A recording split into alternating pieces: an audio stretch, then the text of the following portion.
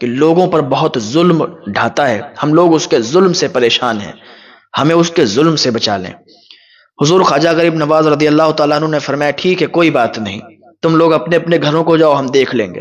حضور خواجہ غریب نواز پہنچے اس کے محل میں، سپاہی کھڑے ہوئے تھے، سپاہیوں سے کہا کہ جاؤ اپنے بادشاہ کو بتانا کہ معین الدین چشتی آئے ہوئے ہیں اور وہ ملاقات کرنا چاہتے ہیں۔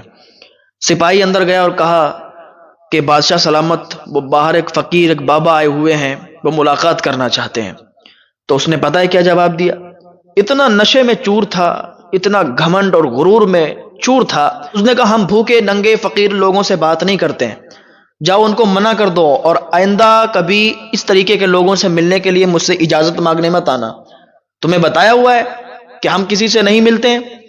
تو وہ آ کے اور جیسے ہی حضور خواجہ غریب نواز کے پاس آ کے کہنا ہی چاہتا تھا کہ اس کی زبان گونگی ہو گئی، وہ گونگا ہو گیا، بول نہیں سکا، اور حضور خواجہ غریب نواز کی آنکھوں میں جب دیکھا تو گش کھا کے گر گیا، وہیں پر بے ہوش ہو گیا۔ حضور خواجہ غریب نواز اندر گئے، اندر ایک سپاہی کھڑا تھا، اس کا بھی وہی حال ہوا۔ پھر ڈائریکٹ آپ اس کے کمرے میں پہنچ گئے، جہاں پر وہ تھا موجود وہاں پر پہنچ گئے۔ اس نے جب حضور خواجہ غریب نواز کو دیکھا تو اس کی ہمت نہیں ہوئی کہ زبان سے کچھ الفاظ وہ بولے، اس کی اتنی ہمت نہیں ہوئی کہ وہ زبان سے کچھ بات کہے۔ حضور خواجہ غریب نواز نے فرمایا ظلم کر رہا ہے، لوگوں پر ظلم ڈھاتا ہے، لوگ تیرے ظلم سے پریشان ہیں، تجھے کیا لگتا ہے کہ تیری پکڑ نہیں ہوگی؟ تجھے کیا لگتا ہے کہ تو ایسے ہی معاف کر دیا جائے گا؟ لوگوں پر ظلم کرتا رہے گا اور ایک دن وہ نہیں آئے گا؟ ذرا دیکھ لے تجھ سے پہلے کتنے لوگ آئے جنہوں نے ظلم کیے اور آج ان کے نام و نشان تک باقی نہیں ہے۔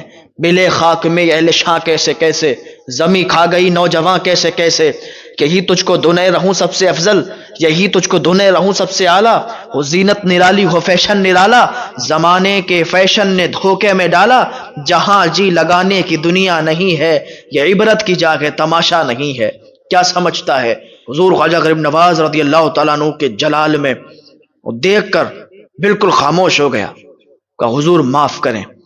اتنا کہا حضور خواجہ غریب نواز واپس آئے اور واپس اپنے جہاں پر آپ آرام کر رہے تھے وہیں آ گئے۔ دوسرے دن کیا دیکھتے ہیں لوگ کہ وہ جو بہت ظالم و جابر بادشاہ تھا وہ حضور خواجہ غریب نواز کے پاس آیا اور قدموں پہ گر کے کہنے لگا حضور معاف کر دیں، ہم نے بڑے ظلم کیے ہیں، بڑی تباہی مچائی ہے، حضور معاف کریں، غلطی ہوئی، سمجھانے والا کوئی نہیں ملا تھا، حضور معاف کریں۔ حضور خواجہ غریب نواز نے کہا ٹھیک ہے اللہ کی بارگاہ میں دعا کر۔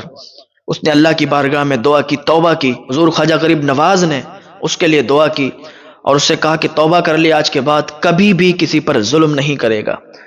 حضور خواجہ غریب نواز کو وہ تحفے تحائف کے طور پر بہت ساری چیزیں دینے کے لیے گیا، حضور خواجہ غریب نواز نے اس کے تحفے قبول نہیں کیے، باقی جو تحفے وہ لایا تھا وہ انہی لوگوں میں بانٹ دیے جن پر اس نے ظلم کیے تھے، جن کا مال ہڑپا تھا، جنہیں بیجا ستایا تھا۔ تو حضور خواجہ غریب نواز کی بہت سی خدمتیں ہیں۔ پھر حضور خواجہ غریب نواز وہاں سے